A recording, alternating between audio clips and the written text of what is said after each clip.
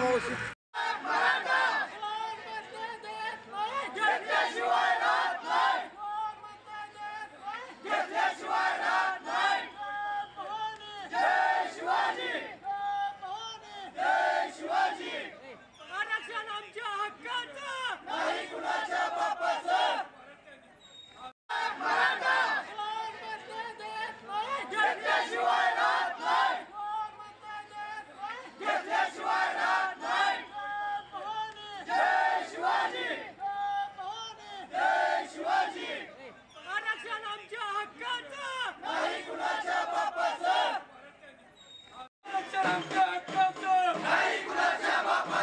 मराठ्यांना 50% मराठा आरक्षण मराठ्यांना 50% मराठा आरक्षण जय भवानी जय शिवाजी हर हर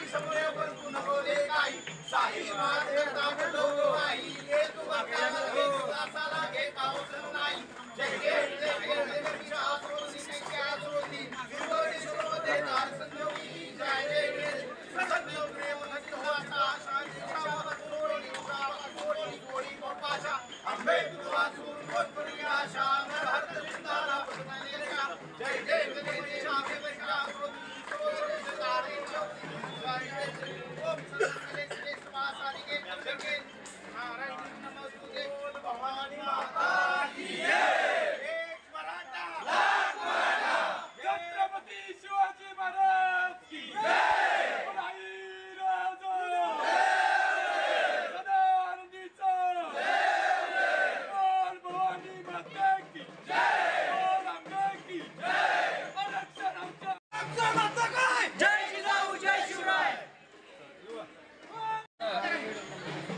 तुळजापूर तालुक्यातनं पूर्ण धनगर समाज आज आपले जरांगे पाटील साहेब यांना पूर्ण पाठिंबा देणार आहोत। आज आम्ही तुळजापूर तालुक्यात आमचा जेवढा समाज आहे तेवढा आम्ही मुंबईला जाणार आहोत। पूर्ण पाठिंबा साहेबाला देणार आहोत। त्यासाठी आम्ही आरती केली या ठिकाणी।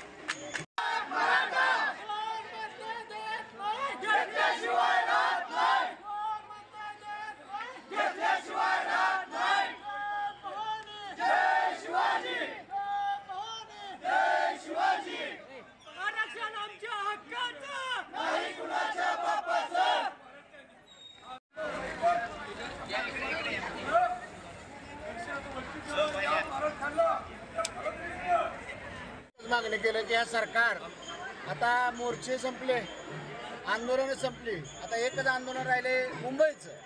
आणि आता हे सगळ्याला सरकार काय घाबरत नाही। तुळजा मातेला आम्ही विनंती केली की बा आई तुळजा माता तू तर समजावून सांग या सरकारला आणि मराठ्यांना आरक्षण दे।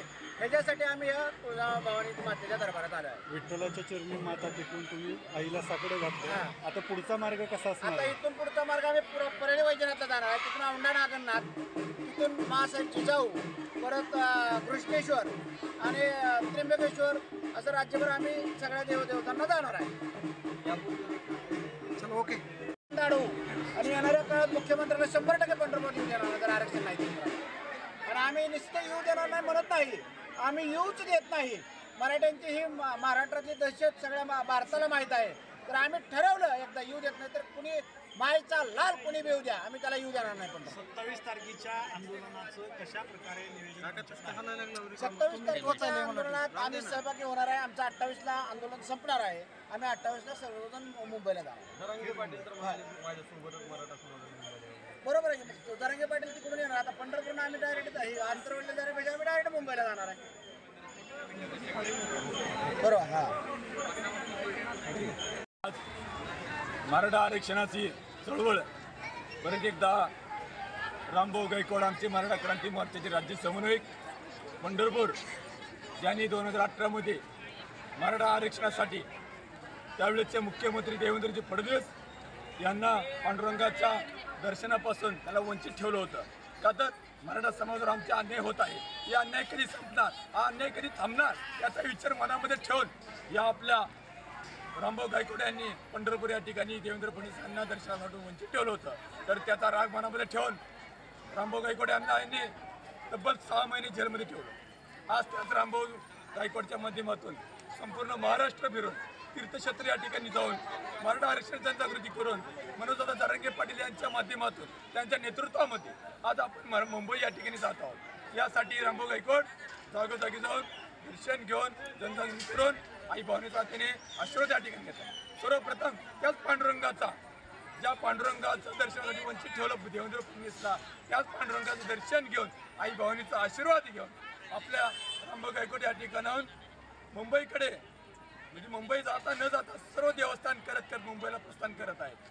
मी सर्व मराठा समाजाला सांगू इच्छितो की हा आपला संघर्ष जर आपल्याला संपवायचा असेल तसं तर हा संघर्ष आपल्या मराठ्यांच्या रक्तामध्ये आहे.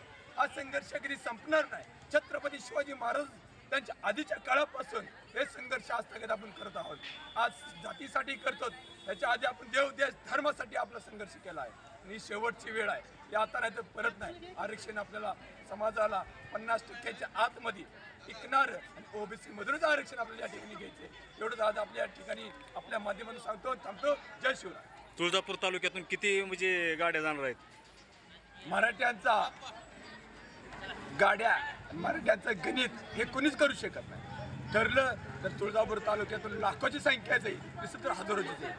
मराठ्याचं गणित आज काही कुणालाच सापडणार नाही आणि सापडणारही नाही. पण मुंबई हे जाम होणार हे मात्र नक्की आहे. समाजाला काय आव्हान असणार आहे?